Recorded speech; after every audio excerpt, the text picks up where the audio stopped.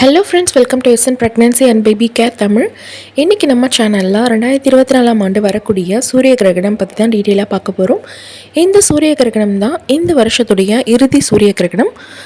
So இந்த வீடியோவில் சூரிய கிரகணத்தப்போ கர்ப்பிணி பெண்கள் என்ன விஷயங்கள்லாம் பண்ணலாம், எந்த விஷயங்களெல்லாம் பண்ணக்கூடாது, இந்த சூரிய கிரகணம் நடக்கக்கூடிய சரியான இந்திய நேரம் என்ன, உச்சக்கட்ட நிலையில் எப்போ இந்த சூரிய கிரகணம் இருக்கும், இந்த டீட்டெயில் எல்லாம் இந்த கிளியராகவே சொல்லியிருப்பேன். ஸோ வீடியோவை ஸ்கிப் பண்ணாமல் பாருங்கள். வீடியோக்குள்ளே போகிறதுக்கு முன்னாடி மறக்காமல் நம்ம சேனலை சப்ஸ்கிரைப் பண்ணிக்கோங்க. சூரிய கிரகணம் அப்படின்னா எல்லாருக்குமே தெரியும். பூமி, சூரியன், சந்திரன் இது எல்லாமே ஒரே நேர்கோட்டில் வரும்பொழுது கிரகணமானது நிகழும். பூமிக்கும் சூரியனுக்கும் இடையில் சந்திரன் வரும்பொழுது தான் சூரிய கிரகணம் வரும். அதாவது சூரியனுடைய வெளிச்சம் பூமி மேலே படாத வண்ணம் சந்திரன் மறைக்கும் இல்லையா. இந்த நிகழ்வை தான் சூரிய கிரகணம் அப்படின்னு சொல்கிறோம். சூரிய கிரகணம், சந்திர கிரகணம், இந்த கிரகணங்கள் அப்போலாம் என்ன ஆகும் அப்படின்னா பூமியுடைய ஈர்ப்பு சக்தியில் டிஃப்ரென்ஸ் இருக்கும், பெரிய அளவில் சேஞ்ச் இருக்கும். அதே போல் அதிக அளவிலான கதிர்வீச்சுகள் வெளியாகும். இதனால் கர்ப்பிணி பெண்கள் சில விஷயங்களில் ரொம்பவே கவனமாக இருக்கணும். அது என்னென்ன விஷயங்கள் அப்படிங்கிறத பார்க்குறதுக்கு முன்னாடி இந்த கிரகணம் இந்தியாவில் எந்த நேரத்தில் தொடங்குது, எந்த நேரத்தில் முடியுது அப்படிங்கிறத பார்க்கலாம். அக்டோபர் மாதம் 2ஆம் தேதி இரவு 9:13 தான் இந்த கிரகணமானது தொடங்குது. மறுநாள் நள்ளிரவு 3:17 இந்த கிரகணமானது முடிவடையுது. இந்த கிரகணம் உச்சக்கட்ட நிலையில் எப்போ இருக்கும் அப்படின்னு பார்த்தீங்கன்னா 12:15 இருக்கும். கிட்டத்தட்ட ஒரு 6 மணி நேரங்களுக்கு இந்த கிரகணமானது நீடிக்கும். இந்த கிரகணம் நிகழும்போது நமக்கு பார்த்திங்கன்னா இரவு நேரம் அப்படிங்கிறதுனால இந்த சூரிய கிரகணத்தை நம்மளால் தெளிவாக பார்க்க முடியாது. கர்ப்பிணி பெண்கள் என்ன விஷயங்கள் எல்லாம் ரொம்ப கவனமாக இருக்கணும் அப்படின்னா, கிரகணத்தப்போ கர்ப்பிணி பெண்கள் வெளியே செல்வதை தவிர்க்கணும். ஏன்னா நான் ஆல்ரெடி சொல்லியிருந்த மாதிரி கதிர்வீச்சுகள் அதிகமாக இருக்கும். அதனால் நம்ம வெளியே போகிறத தவிர்க்கிறது நல்லது. தேவையில்லாமல் வெளியே போகக்கூடாது. முக்கியமாக அந்த நேரத்தில் நமக்கு கண்டிப்பாக வெளியே போயே ஆகணும் அப்படிங்கிற கட்டாயத்தில் இருக்கும்போது மட்டும் நீங்கள் போயிட்டு வரலாம். மற்றபடி நீங்கள் தேவையில்லாமல் வெளியே அலையக்கூடாது. நெக்ஸ்ட்டு பார்த்திங்கன்னா கிரகண நேரத்தில் நீங்கள் ஷார்ப்பான பொருட்களை யூஸ் பண்ணி எந்த ஒரு வேலையும் செய்யக்கூடாது. இப்போ நகை வெட்டுறதா இருந்தாலும் சரி தான், கத்தி, கத்திரிக்கோள் இதெல்லாம் யூஸ் பண்ணி நம்ம சமைப்போம். அந்த நேரத்தில் நீங்கள் சமைக்கிறத கூட அவாய்ட் பண்ணிக்கலாம்.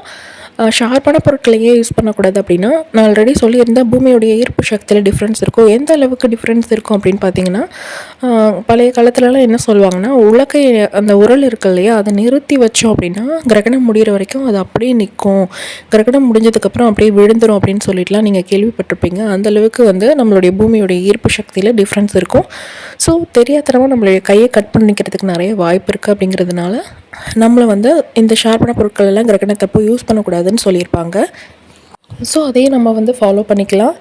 கிரகணத்தப்போ சாப்பிட்லாமா, தண்ணி குடிக்கலாமா அப்படின்னா, கிரகணத்தப்போ நம்ம சாப்பிடலாம், தண்ணியும் குடிக்கலாம். ஆனால் கிரகணத்தப்போ நம்ம வெளியே வாங்கின உணவுகளை சாப்பிடக்கூடாது. வீட்டில் சமைச்ச உணவுகளை சாப்பிடணும்.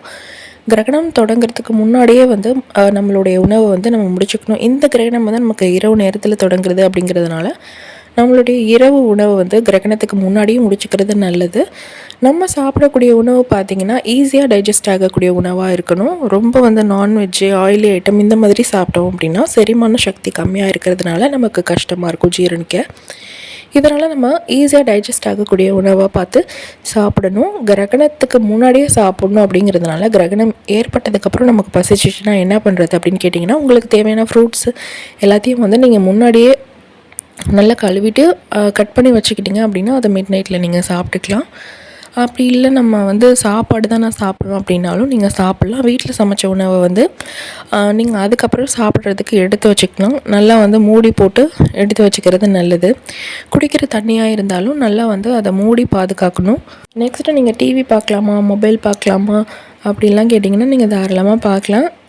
இது இரவு நேரம் அப்படிங்கிறதுனால நம்ம கர்ப்பிணி பெண்கள் பொதுவாகவே இரவு நேரத்தில் தூங்குறதுக்கு தான் ட்ரை பண்ணணும். இந்த மாதிரி தேவையில்லாமல் எலக்ட்ரானிக் டிவைசஸ் எல்லாம் யூஸ் பண்ணிகிட்டு இருக்கக்கூடாது. அதையும் கொஞ்சம் பார்த்துக்கோங்க. அது மற்றபடி நீங்கள் டிவி பார்க்குறதுனால, மொபைல் பார்க்குறதுனால எந்த ஒரு பெரிய பாதிப்பும் கிரகண நேரம் அப்படின்றதுனால கிடையாது. மொபைல் நம்ம ப்ரெக்னென்சியில் இருக்கோம் அப்படின்னாலே நம்ம வீட்லேயும் சொல்லியிருப்பாங்க, டாக்டர்ஸும் சொல்லியிருப்பாங்க மொபைல் அதிகமாக யூஸ் பண்ண வேணான்ட்டு. ஏன்னா அதுலேருந்து எமிஷன் அதிகமாக இருக்கும். ஸோ அந்த இதை கருத்தில் கொண்டு நீங்கள் மொபைலையும் கம்மியாக யூஸ் பண்ணுங்கள். தேவையான பொழுதில் மட்டும் மொபைல் நம்ம இப்போ கால் வந்தது அப்படின்னா மட்டும் நீங்கள் யூஸ் பண்ணுங்கள். ப்ரெக்னென்சி வரைக்கும் கொஞ்சம் கேர்ஃபுல்லாக இருக்கிறது நல்லது. சில பேர் வந்து தூங்கலாமான்லாம் கேட்பாங்க. தூங்கலாம், தாராளமாக தூங்கலாம். அதனால் எந்த ஒரு பிரச்சனையும் இல்லை. கிட்டத்தட்ட 6 மணி நேரம் இந்த கிரகணம் அப்படிங்கிறதுனால நம்ம தூங்கி இந்த பொழுதை வந்து ஈஸியாக வந்து கழிச்சிடலாம்.